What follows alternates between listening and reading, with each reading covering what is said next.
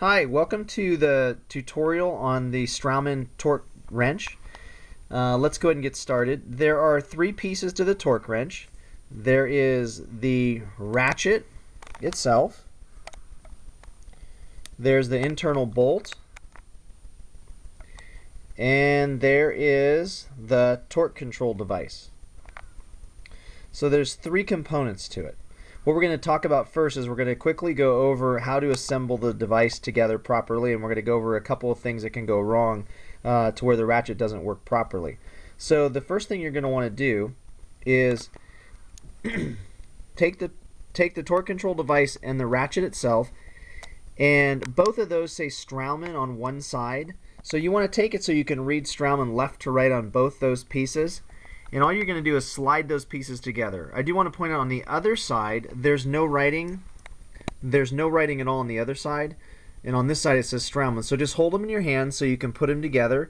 And you're going to want to slide the ratchet all the way in. Then you're going to take the internal bolt.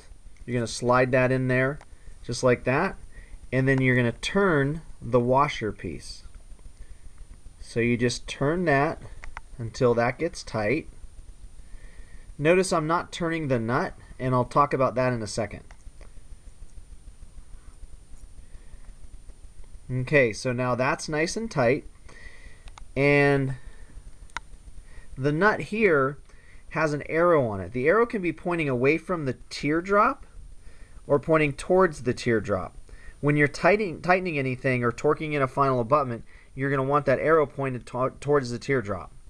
So this nut just pulls out and spins 360 degrees. So I'll show you now.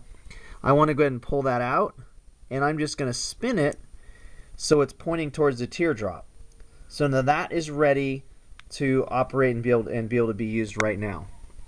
Now what I do once I assemble it is I always take a driver. This is just the SCS driver, the middle size. I put it so the Straumann is facing up so I can read that. I put the driver in. And this is simply a ratchet that spins freely this way and would pull this way and turn the driver. So I just make sure if it's clicking this way and not pulling the driver, it's installed properly, it's put together right, and then it's just pulling this way. So I know now that the wrench is put together properly. So that covers the assembly on the torque wrench. I do want to point out three reasons why the torque wrench might not work. The first one is if that nut, since it spins 360 degrees, is not pushed in all the way, so if I'm going to pull it and turn it just a little bit, if that's out a little bit, then the driver, when it is engaged here, it's not going to do anything. It's not going to grab onto the ratchet, or the ratchet's not going to grab onto the driver. Okay, so that's thing number one. So you want to make sure that nut is pushed all the way in and pointing towards the teardrop. So that arrow on there, you can't see it, but it's pointing right towards the teardrop. The other thing is you want to make sure, I'm going to unloosen the washer a little bit. You want to make sure that washer is completely tightened, because you'll get the same result with that. When I put the driver back in, it just spins freely. There's nothing going on. There's no clicking. It's not pulling the driver in my fingertips. So two things there. Make sure that washer's tightened all the way. I tighten it. Perfect. It's clicking and pulling that way. So those are two things. The third thing is if this is pulled out a little bit, so I pulled the torque control device out a little bit, you're going to get the same result there. It's just going to spin freely on the driver. Okay, so you want to make sure that the torque control device is pushed all the way in. So I'm going to tighten it up,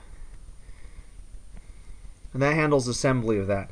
One last item of note is you always want to take it apart when you sterilize it and just leave it in three pieces. The reason is you don't want water to stay inside and corrode or rust the inside of the ratchet. That's really the only thing that ever could break on it, is if it's not taken apart after you sterilize it. So even if you sterilize in one piece, although I recommend sterilizing in three separate pieces, if you took it apart afterwards, you're getting the water out of there. It's not sitting in there allowing it to rust. Okay, so there's the torque wrench all assembled. We have the SCS driver. What I'm going to go over now is how to properly torque in an abutment. So here I have a model, and I have an abutment just hand tightened into the model. So the way you would torque in a final abutment is to take the driver, put it into the abutment, and find the screw hole. A lot of times it's easier to do it with your fingers rather than put it in the ratchet first and then do this, is if you just put this in the driver, get it to set, get it to stick, then take your driver, you make sure your arrow is pointing towards your teardrop. Remember, that's tightening. All Straumann abutments, I'll back up a second, are torqued into 35 Newton centimeters. So every single abutment that's permanently torqued into an implant is 35 Newton centimeters. The only exception is if something is torqued into an abutment. So you'd have a two-part system. Those are torqued into 20, and then temporary abutments you torque into approximately 20 Newton centimeters as well. So, and on the torque wrench, there's three measurements. One is 0 Newton centimeters, one is 15 Newton centimeters, and the last one is 35. So the majority of your torquing is going to be to 35 Newton centimeters. So if I look at the torque wrench again, it says Straumann on one side, nothing on the other side. So there's the Straumann. You always want to make sure that the Straumann, let's say this is the mandible right here, you always want to make sure that the Straumann is facing away from the arch you're working in. So if we were in an upper, if we were in the maxilla, I'd flip it over, the Straumann is facing down away from the maxilla. So just make sure the Straumann is facing away from the arch you're working in. So it's very simple.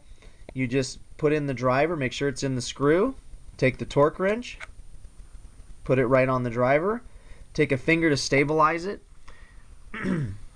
get in a good position, and then I'm pinching the teardrop between my fingers, and I'm simply just pulling it, and the metal lever is just bending until it gets to 35 Newton centimeters. So once it's at 35 Newton centimeters, I just hold it there for a second and then release it.